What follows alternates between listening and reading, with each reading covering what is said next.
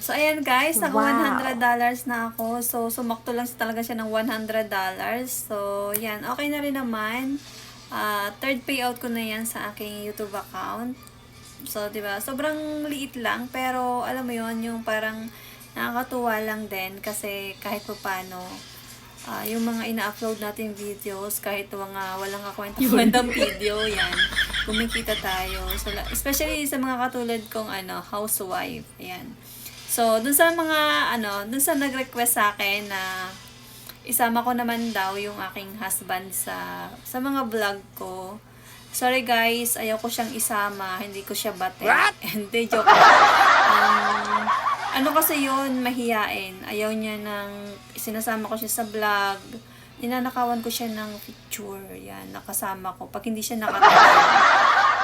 So, may mga pinost din naman ako diyan, nakasama ko siya. Pero alam mo 'yun, yung sobrang konti lang. Siguro hindi niyo na lang talaga siya napapansin. Pero may time na pinopost ko siya.